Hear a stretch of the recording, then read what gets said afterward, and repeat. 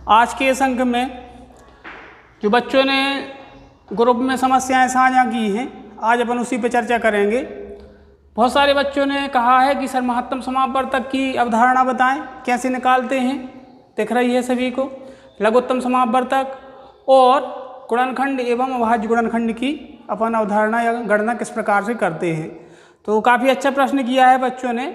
ये तीनों बिंदु परीक्षा की दृष्टि से और कक्षा नौवीं की दृष्टि से तो महत्वपूर्ण है ही साथ में आप जब भविष्य में किसी भी कंपटीशन एग्जाम में पार्टिसिपेट होंगे तो निश्चित रूप से CCA, रेलवे और दूसरे मतलब फील्डों में आपके लिए इन प्रश्नों को समावेशित करके आपको समस्या दी जाएगी। तो देखें, इसमें सबसे पहले अपन गुणनखंड पे ही चर्चा करें। नंबर 3 पे जो दिख रही है स्थिति, तो गुणनखंड के लिए अपन उदाहरण देखते हैं। जैसे एक संख्या अपन ने 18 ली, तो इस 18 संख्या में 1 का भाग जाएगा, 2 का भाग जाएगा, 3 का, 6 का, 9 का और 18 का। तो 1 से लेके 1, 2, 3, 4, 5, 6, 7, 8, 9, 10, 11, 12, 13, 14, 15, 16, 17, 18 इन संख्याओं के क्रम को अपन ने छोड़ दिया है। इन संख्याओं के क्रम में केवल और केवल वही संख्याएं ली हैं जो इसके गुणनखंड हैं। मतलब 1, 2, 3, 6, 9 और 18 इन सभी संख्याओं का इस दी गई संख्या में पूरा पूरा भाग चला जाएगा। कंप्लीट डिवाइडेशन मतलब पूर्ण विभाजन, पूर्ण विभाजन इसमें इन दी गई संख्याओं से होगा। तो इसका अर्थ क्या निकला? मतलब ये जो सभी संख्याएं दिख रही हैं बराबर के बाद, ये सभी संख्याएं इसके क्या हैं? गुणनखंड हैं। यहीं पे 5, 7, 11, 13 जो संख्याएं नीचे दिख रही हैं, ये संख्याएं इसके गुणनखंड नहीं हैं। क्यों? क्योंकि इन संख्याओं का इसमें पूरा पूरा भाग नहीं जाएगा। तो गुणनखंड की अवधारणा को अपन ध्यान से यदि एकाग्र होकर समझते हैं तो निश्चित रूप से आप देखेंगे कि यदि संख्या का भाग चला जाता है किसमें? दी गई संख्या में, तो वह संख्या उसका गुणनखंड होगी। जैसे यहाँ पे 20 में 5 का भाग चला गया, तो ये जो 5 है, ये 5 इसका गुणनखंड है। अब कितनी बार गया? 4 बार, तो 4 भी इसका गुणनखंड है। एक दूसरी संख्या ली अपन ने 16, 16 में 8 से भाग दिया, तो 8 दूनी 16। इसका क्या अर्थ निकला? 8 16 का गुणनखंड है और 2 भी 16 का गुणनखंड है। अब यहीं पर 16 में 7 से भाग दिया, तो भाग दशमलव में तो चला जाएगा लेकिन भाग पूरा पूरा नहीं जाएगा। जब तक संख्या का भाग पूरा पूरा नहीं जाता है तो उसके लिए अपन गुणनखंड से परिभाषित नहीं कर सकते। अर्थात ये जो 7 है, ये 7 16 का गुणनखंड नहीं है, मतलब इसमें पूरा पूरा भाग नहीं जाएगा। इसकी जगह पे 2 रख के देखते हैं, तो 2 इसका गुणनखंड है क्योंकि 2 का 16 में पूरा पूरा भाग चला जाएगा। कितनी बार जाएगा? 2 अट्ठे 16। तो जिस संख्या का दी गई संख्या में पूरा पूरा भाग चला जाए वो उसका गुणनखंड है, मतलब वो उसका फैक्टर कहलाएगा। तो 2 16 का गुणनखंड है, 8 16 का गुणनखंड है, 5 20 का गुणनखंड है और 18 के गुणनखंड अपन ने देखे थे कि 1, 2, 3, 6, 9 और 18 ये सभी संख्याएं किसके लिए गुणनखंड हैं? 18 के लिए गुणनखंड हैं। तो गुणनखंड की अवधारणा को समझने के लिए पहाड़े का अध्ययन और अनुभव होना जरूरी है, क्योंकि यदि आपके लिए पहाड़ा कंठस्थ है तो आप बहुत आसानी से ज्ञात कर लेंगे कि इस संख्या का इसमें भाग जाएगा कि नहीं जाएगा। मतलब दी गई संख्या इस अंक की टेबल में आती है या नहीं आती है।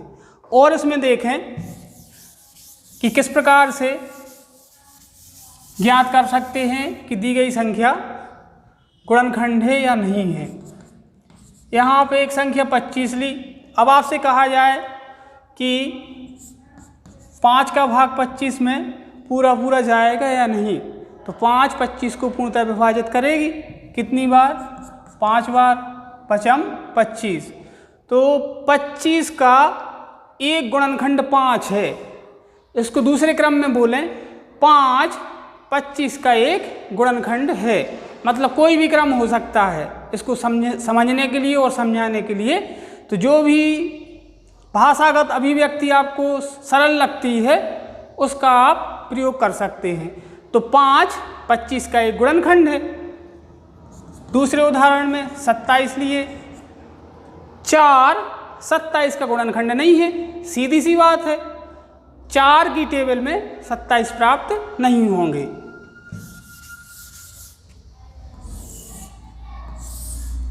इसको विस्तार से देखें। जैसे एक संख्या अपन ने 64 ली, 64 में 2 का भाग चला गया, 2 × 3 6 और 2 दूनी 4। फिर 2 का भाग 32 में देंगे, 2 × 2। अब यहाँ पर 2 का भाग 3 में दिया है पहले, तो कितनी बार गया? एक बार।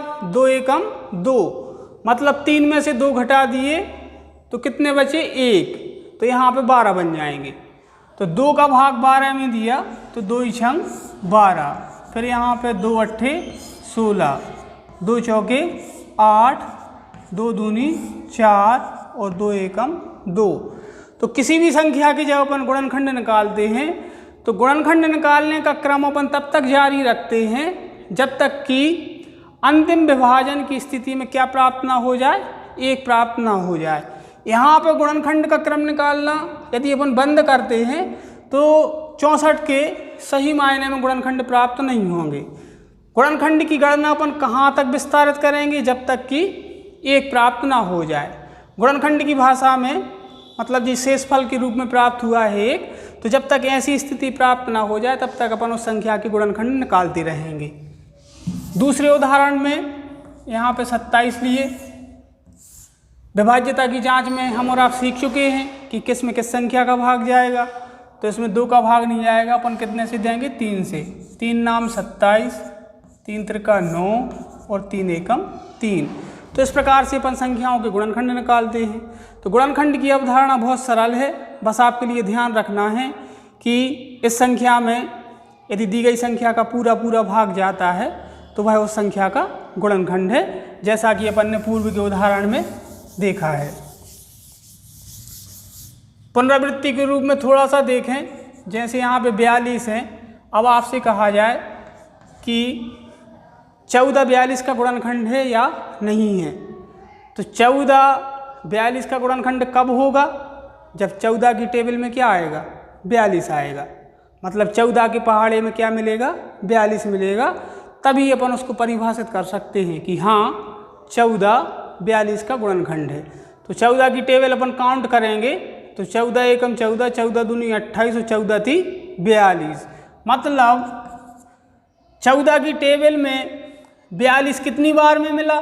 3 बार में। मतलब पूरा विभाजन हो गया। इसलिए 14 42 का गुणनखंड है। अब इसके विपरीत क्रम को देखें।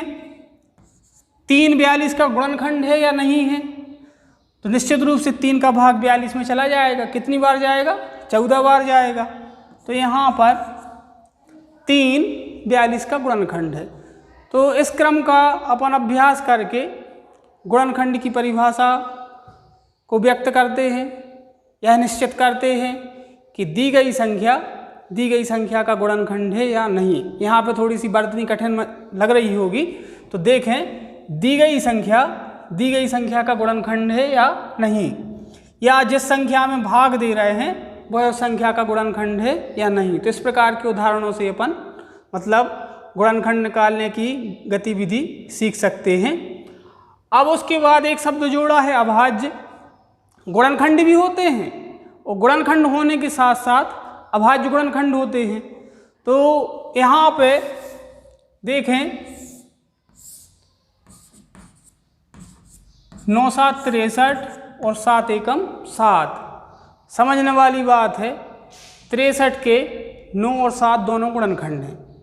जो संख्या 63 दी है इसके गुणनखंड क्या क्या है? 9 और 7। स्पष्ट रूप से अपन कह सकते हैं कि 9 और 7 63 के गुणनखंड हैं। लेकिन ये जो क्रम अपन ने निकाला है ये क्रम अभाज्य गुणनखंड के रूप में नहीं है।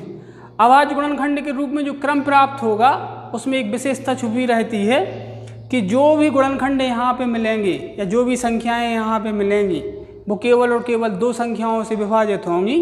एक तो एक से विभाजित होगी और एक स्वयं से विभाजित होगी।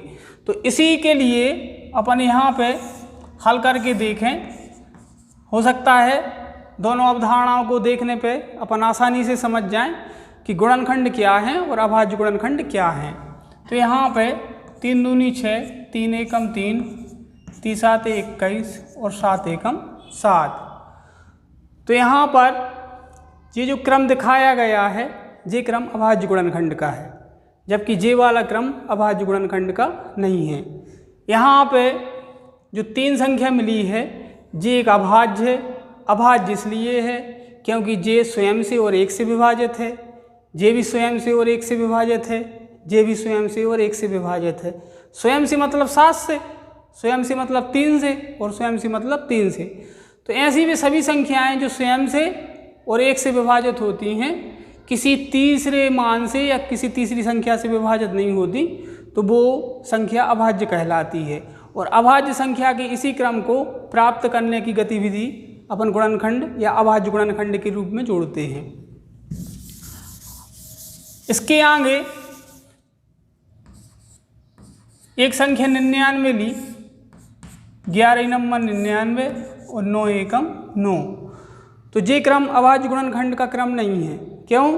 क्योंकि इसमें जैसे 9 पे विचार करें, इस संख्या 9 पर, तो 9 में 1 का भाग जाएगा, 1 नंबर 9, 9 में 3 का भाग जाएगा और 9 में 9 का भाग जाएगा। तो यहाँ पे 9 के गुणनखंड कितने मिल गए? 1 2 और 3। मतलब ये संख्या अभाज्य नहीं है। क्यों? क्योंकि अपन ने इसकी परिभाषा में और इसकी गतिविधि में देखा है कि अभाज्य संख्या वही है जिसके केवल कितने गुणनखंड हों? 2 गुणनखंड हों। एक तो वह संख्या स्वयं और एक संख्या 1। मतलब जो अभाज्य संख्या होती है, जैसे 2 है तो 2 में 1 का भाग जाएगा और 2 में 2 का भाग जाएगा। मतलब इसमें स्वयं का भाग जा रहा है और इसमें 1 का भाग जा रहा है। तो इस अवधारणा को प्राप्त करने पर ही अपन कह सकते हैं कि ये संख्या कैसी है? अभाज्य है। जबकि 9 में 1 का भाग गया, 9 में 3 का भाग गया और यहाँ पे 9 में कितने का भाग गया? 9 का। तो इसमें 3 गुणनखंड प्राप्त हो रहे हैं। तो ये जो संख्या 9 है ये अभाज्य नहीं है, ये कैसी है? भाज्य है। तो अभाज्य संख्या की विशेषता जो मतलब इसमें छुपी हुई है वो यही है कि अभाज्य संख्या के केवल और केवल 2 गुणनखंड होते हैं। एक तो 1 का गुणनखंड और दूसरी वह संख्या स्वयं। तो इस प्रकार से गुणनखंड और अभाज्य गुणनखंड दोनों बिंदुओं को अपन ने उदाहरण से देखा। गुणनखंड निकालने की गतिविधि का स्तर गणित में अलग है, अभाज्य गुणनखंड निकालने की गतिविधि का स्तर अलग है। प्रश्न की स्थिति पर निर्भर करते हुए अपन गुणनखंड और अभाज्य गुणनखंडों को प्राप्त करते हैं। प्रश्न में किस प्रकार की समस्या दी है, प्रश्न में क्या पूछा गया है, तो उसमें गुणनखंड प्राप्त करना है कि अभाज्य गुणनखंड। तो ये सभी स्थितियां जब अपन गणित में देखेंगे तब आपको समझ में आएंगी कि यहाँ पर गुणनखंड का प्रयोग करना है और यहाँ पे अभाज्य गुणनखंड का प्रयोग करना है। अब इसके क्रम को आगे देखें तो नंबर 2 पे अपन ने लिखा हुआ है लघुत्तम समापवर्तक। लघुत्तम समापवर्तक लीस्ट कॉमन मल्टीपल होता है, इसलिए इसको एलसीएम के शॉर्ट फॉर्म में डिफाइन किया गया है। तो ये जो लघुत्तम समापवर्तक है इसकी उपयोगिता आपकी कक्षा 9वीं के हिसाब से तो है ही, और आने वाले समय में बहुत सारे जो कंपटीशन एग्जाम होते हैं बहुतायत में इसका प्रयोग किया गया है। तो सबसे पहले इसकी अपन परिभाषा पर विचार करें। किसकी परिभाषा पर? LCM, least common multiple. तो लघुत्तम समापवर्तक वह अभीष्ट संख्या है जो दी गई संख्याओं से पूर्णतः विभाजित होती है। लघुत्तम समापवर्तक वह अभीष्ट संख्या है जो दी गई संख्याओं से पूर्णतः विभाजित होती है।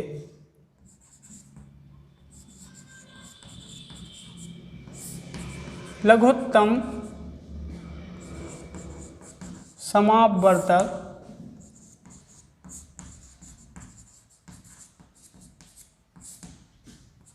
वह अभीष्ट संख्या है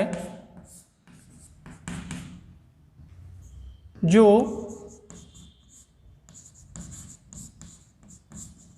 दी गई संख्याओं से विभाजित होती है। एक एक शब्द पे अपन विचार करके इसको उदाहरण के आधार पे भी समझ सकते हैं। यहाँ पे अपन ने लिखा है लघुत्तम समापवर्तक वह अभीष्ट संख्या है जो दी गई संख्याओं से विभाजित होती है, मतलब पूरी पूरी विभाजित होती है। अब यहाँ पे एक उदाहरण लिया अपन ने 8 और 12। अब आपसे कहा जाए कि इन दोनों संख्याओं का एलसीएम निकालें, लघुत्तम समापवर्तक निकालें, तो इसको क्रम से रखते हुए 8 और 12 2 से भाग दिया, 2 चौके 8, 2 छंग 12, फिर 2 से भाग दिया, 2 दूनी 4, 2 तीन 6, फिर 2 से भाग दिया, 2 एकम 2 और 3 के 3 ही 3। क्यों? क्योंकि 2 का भाग 3 में नहीं जाएगा। अब यहाँ पे 3 का भाग देंगे तो 1 वैसे ही रहेगा और 3 एकम 3 हो जाएंगे। तो 8 और 12 के अपन ने अभाज्य गुणनखंड किए। जो अभाज्य गुणनखंड दिख रहे हैं इन सब का अपन गुणा प्राप्त करेंगे, मतलब 1, 2, 3 और 4 संख्याओं का क्या निकाल लेंगे अपन? गुणनफल। तो गुणनफल निकालने के लिए अपन गुणा संक्रिया का प्रयोग करेंगे। तो यहाँ पे 2 गुणे 2 गुणे 2 गुणे 3, 2 दूनी 4, 4 दूनी 8 और 8 तिया 24। तो ये 24 क्या मिला है? लघुत्तम समापवर्तक मिला है। किसका लघुत्तम समापवर्तक मिला है? 8 और 12 का। अब जो इसकी गणितीय परिभाषा अपन ने सैद्धांतिक रूप में तैयार की थी तो उस पर विचार करें, समझ पाएंगे सभी बच्चे। लघुत्तम समापवर्तक, लघुत्तम समापवर्तक मतलब क्या? 24। लघुत्तम समापवर्तक वह अभीष्ट संख्या है जो दी गई संख्याओं से को, इन दोनों शब्दों में बहुत अंतर है। से की जगह पे यदि अपन को कर दें, के कर दें, तो इस मतलब जो उदाहरण का परिणाम है वो पूर्णतः बदल जाएगा। तो लघुत्तम समापवर्तक मतलब कितना? 24। लघुत्तम समापवर्तक वह अभीष्ट संख्या है जो दी गई संख्याओं से विभाजित होती है। तो दी गई संख्याएं कौन सी थी? दी गई संख्याएं आपकी ये थी। कौन कौन सी? एक संख्या 8 थी और एक संख्या 12 थी। तो लघुत्तम समापवर्तक वह अभीष्ट संख्या है जो दी गई संख्याओं से पूर्णतः विभाजित होती है। तो इससे अपन भाग दे के देखेंगे किसमें? 24 में। तो 8 का भाग 24 में चला जाएगा, 8 तिया 24। 12 से भाग देंगे तो 12 का भाग 24 में चला जाएगा, 12 दूनी 24। तो इस प्रकार से अपन प्रश्न की जांच भी कर सकते हैं कि जो लघुत्तम समापवर्तक के रूप में अपन ने संख्या प्राप्त की है वो सही है या नहीं है। यदि वह संख्या सही होगी तो निश्चित रूप से जिन जिन संख्याओं का आपने लघुत्तम समापवर्तक निकाला है वो संख्याएं उस अभीष्ट संख्या को पूर्णतः विभाजित करेंगी। कुछ उदाहरण आपको दिए जाएंगे, जब आप उन उदाहरणों को हल करेंगे तो और भी जो आपके लिए त्रुटि या कहीं पे संदेहास्पद स्थिति दिख रही होगी तो आप वो भी सीख जाएंगे। ठीक है, तो इसके आधार पे अभी अपन ने 2 संख्याएं ली लघुत्तम समापवर्तक निकालने के लिए। 3 संख्याओं की अवधारणा के आधार पे भी अपन एक उदाहरण इसमें देखेंगे। तो उसका क्रम रहेगा इसी के आधार पे, बस केवल उसमें परिवर्तन क्या रहेगा? यहाँ पे अपन ने 2 संख्याओं का लघुत्तम समापवर्तक निकाला, वहाँ पे अपन 3 संख्याओं का निकालेंगे। चाहे संख्याएं 2 हों या संख्याएं 3 हों या 4 हों, सभी संख्याओं के लघुत्तम समापवर्तक की परिभाषा गणितीय आधार पर निश्चित की गई है। तो सभी के लिए परिभाषा का क्रम यही रहेगा जो अपन ने ब्लैक बोर्ड पर लिखा हुआ है। लघुत्तम समापवर्तक वह अभीष्ट संख्या है जो दी गई संख्याओं से विभाजित होती है या पूर्णतः विभाजित होती है। तो 3 संख्याओं के क्रम को भी अपन समझेंगे। 12, 16 और 24। अब इन 3 संख्याओं का अपने लिए लघुत्तम समापवर्तक निकालना है। तो गुणनखंड विधि का ही अपन प्रयोग कर रहे हैं। 12, 16 और 24। 2 से भाग दिया, 2 छंग 12, 2 से भाग दिया, 2 अट्ठे 16, 2 से भाग चला गया 12 बार। फिर 2 से भाग दिया, 2 3 6, 2 चौके 8, 2 6 12। फिर 2 का भाग 3 में जाएगा नहीं तो 3 को यथावत रखेंगे। फिर 2 दूनी 4 और 2 3 6। फिर से 2 से भाग इस 3 में नहीं जाएगा तो 3 वैसे ही रहेंगे। 2 एकम 2 और 3 के 3 ही 3। जे 3 के 3 ही 3 और जे 3 के 3 ही 3 इसलिए क्योंकि 2 का भाग 3 में और 3 में नहीं जाएगा, इसलिए इसको अपन क्रम को यथावत रखते हैं। अब अगले क्रम में इन संख्याओं में 2 का भाग तो संभव है नहीं, इसलिए कितने से देंगे 3 से। तो यहाँ पे 3 एकम 3, 1 का 1 ही 1 और 3 एकम 3। तो इस गतिविधि के आधार पर अपन ने फिर से जे यहाँ पे गुणनखंड प्राप्त किए हैं। तो ये सभी गुणनखंड कैसे हैं? अभाज्य गुणनखंड हैं। इन अभाज्य गुणनखंडों को अपन गुणनफल के रूप में लिख लेंगे। क्रम क्या रहेगा? 2 गुणित 2 गुणित 2 गुणित 2 गुणित 3। अब इन सभी संख्याओं का गुणा करेंगे अपन। तो 2 दूनी 4, 4 दूनी 8, 8 दूनी 16 और 16 × 3 = 48। फिर से इस क्रम को देखें।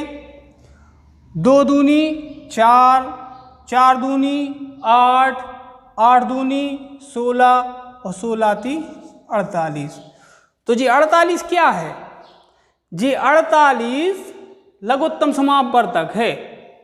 अभीष्ट संख्या के रूप में जो 48 प्राप्त हुआ है वो क्या है? लघुत्तम समापवर्तक है। तो यहाँ पर 48 किन संख्याओं का लघुत्तम समापवर्तक है? 12, 16 और 24। अब फिर से परिभाषा पर विचार करें। लघुत्तम समापवर्तक वह अभीष्ट संख्या है जो दी गई संख्याओं से पूर्णतः विभाजित होती है। तो 12 का इसमें पूरा पूरा भाग चला जाएगा। 12 चौके 48, 16 × 3 = 48 और 24 दूनी 48। अब यदि इन संख्याओं का लघुत्तम समापवर्तक मान लो अपन ने गलती से 64 निकाल लिया होता, या किसी बच्चे को मिल जाता है, किस किस का? 12, 16 और 24 का लघुत्तम समापवर्तक क्या मिल जाता है? कहीं पे गलती यदि हो जाती है तो त्रुटि बस क्या मिल गया? 24 मिल गया, सॉरी 64 मिल गया। तो जी 64 लघुत्तम समापवर्तक गलत है। जब अपन उत्तर की जांच करेंगे तो वहीं पे उसको देन देयर में चेक कर लेंगे कि जी 64 लघुत्तम समापवर्तक मिला है, जी गलत है। क्योंकि 12 की टेबल में 12 × 5 = 60 और 12 × 6 = 72, 64 तो कहीं मिले नहीं, तो इसका इसमें भाग नहीं जा रहा। फिर 16 एकम 16, 16 दूनी 32, 16 × 3 = 48, 16 चौके 64, इसका इसमें भाग जा रहा है। 24 एकम 24, 24 दूनी 48 और 24 × 3 = 72। तो इन दोनों संख्याओं का भाग नहीं गया, किसमें? 64 में। केवल इस संख्या का भाग गया, किसका? 16 का, किसमें? 64 में। तो ध्यान रखना है, किसी एक संख्या का पूरा पूरा भाग चला जाने से वह लघुत्तम समापवर्तक सही नहीं माना जाएगा।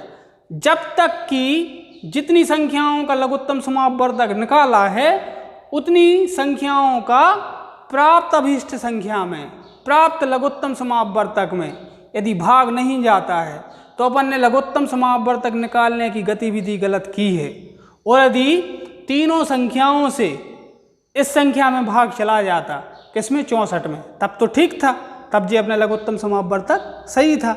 लेकिन यदि इन तीनों संख्याओं से प्राप्त लघुत्तम समापवर्तक में भाग नहीं जा रहा है तो वो आपका लघुत्तम समापवर्तक गलत है। इसलिए यहाँ पे जो 48 मान है, 48 मान यथेष्ट है, सही है, मतलब इसकी जो गणना की है लघुत्तम समापवर्तक के रूप में ये सही है।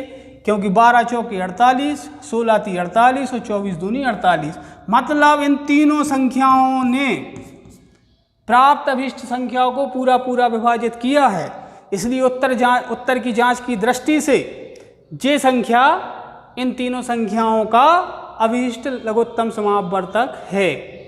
तो इसमें बहुत विस्तार से लघुत्तम समापवर्तक का गणित में उपयोग होता है। जो मतलब अपन गणितीय प्रश्न करते हैं तो उनके बीच बीच के पदों में चर के रूप में लघुत्तम निकालते हैं, अचर के रूप में लघुत्तम निकालते हैं, और लघुत्तम की अवधारणा को पूर्ण करने के बाद गणित का अगला पद अपन प्राप्त करते हैं। तो बेसिक कंसेप्ट है, मूलभूत जानकारी है, इसको समझना बहुत महत्वपूर्ण है गणित में। यदि इससे अपन अनुभवहीन रह जाते हैं तो गणित की बहुत सारी गतिविधियों में अपन पारंगत नहीं हो पाएंगे। तो इस स्थिति के आधार पर अपन 2 संख्याओं, 3 संख्याओं, 4 संख्याओं का लघुत्तम समापवर्तक आसानी से निकाल सकते हैं। तो इसमें 2 संख्याओं का देखा, 3 संख्याओं का देखा, एक छोटे से उदाहरण से अपन 4 संख्याओं का लघुत्तम समापवर्तक और देखें कि कैसे निकालते हैं। हो सकता है यदि 2 गतिविधियों में कहीं आप थोड़े से समझने में असमर्थ होंगे तो जो 4 संख्याओं का अपन लघुत्तम समापवर्तक निकाल रहे हैं उसमें अपन उस चीज़ को पकड़ के सही कर सकते हैं।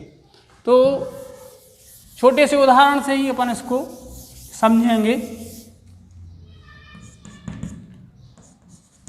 8, 12, 16 और 24, यहाँ पे 4 संख्याओं को जोड़ के अपन ने लघुत्तम समापवर्तक निकालने का प्रयास किया है। तो क्रम वही रहेगा,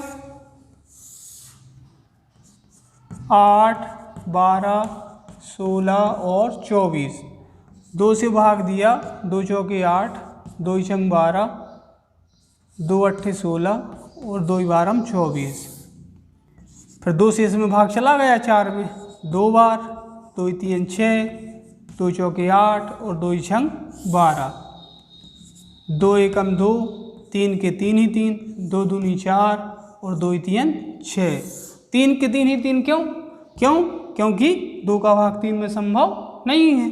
अब यहाँ पे फिर से 2 से विभाजित करेंगे, 1 का 1 ही 1, 3 के 3 ही 3, 2 एकम 2 और 3 के 3 ही 3। अगले क्रम में 1 1 क्योंकि 3 एकम 3, 1 का 1 ही 1 और फिर से 3 एकम 3।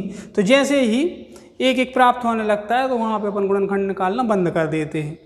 अब ये जो मान दिख रहे हैं जी गुणनखंड है। जी गुणनखंड कौन सी गुणनखंड है?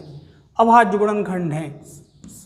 तो इन सभी अभाज्य गुणनखंडों का अपन आपस में गुणा कर देंगे और इनकी गुणा से जो गुणनफल मिलेगा वो ही अभीष्ट मान लघुत्तम समापवर्तक कहलाएगा। प्राप्त अभीष्ट मान जो लघुत्तम समापवर्तक कहलाएगा वो किन संख्याओं का कहलाएगा? 8, 12, 16 और 24 का। तो यहाँ पे गुणा करेंगे, 2 4 बार आया है, 1 बार, 2 बार, 3 बार और 4 बार और 3 एक ही बार आया है। तो इन सभी संख्याओं का गुणा किया, 2 दूनी 4, 4 दूनी 8, 8 दूनी 16 और 16 ती कितने? 48। उत्तर की जांच के लिए उसी क्रम की पुनरावृत्ति करेंगे। 8 की टेबल में 48 प्राप्त होंगे, 8 छंग 48, मतलब 8 का भाग इसमें पूरा चला जाएगा। 12 चौके 48, 16 ती 48 और 24 दूनी 48। तो लघुत्तम समापवर्तक वह अभीष्ट संख्या है जो दी गई संख्याओं से विभाजित होती है। अब यहाँ पे दी गई संख्याएं क्या हैं? 8, 12, 16 और 24। यदि इसका लघुत्तम 48 मिला है तो इसकी दी गई संख्याएं ये हैं 8, 12, 16 और 24। मतलब जो संख्याएं दी जाएंगी, जिन संख्याओं का आपको लघुत्तम समापवर्तक निकालना है, उसी के आधार पर अपन इस क्रम का उपयोग करेंगे और इसी क्रम के आधार पर अपन उत्तर की जांच करेंगे। तो यहाँ पे जो 4 संख्याएं दिख रही हैं 8, 12, 16 और 24, इन चारों संख्याओं का इसमें पूरा भाग चला जाएगा। तो जो उत्तर की जांच से अपन ने निष्कर्ष निकाल लिया। अतः प्राप्त 48 जो संख्या है वो 8, 12, 16 और 24 का अभीष्ट लघुत्तम समापवर्तक है। तो इन दोनों गतिविधियों को देखें। देखने के बाद कुछ आपको इस पर आधारित प्रश्न दिए जाएंगे तो आप उनको हल करके भेजें। फिर अपन HCF की अवधारणा से कुछ गतिविधियां लेके अगले अंक में आपको प्रस्तुत करेंगे। तब तक के लिए सभी बच्चों को धन्यवाद।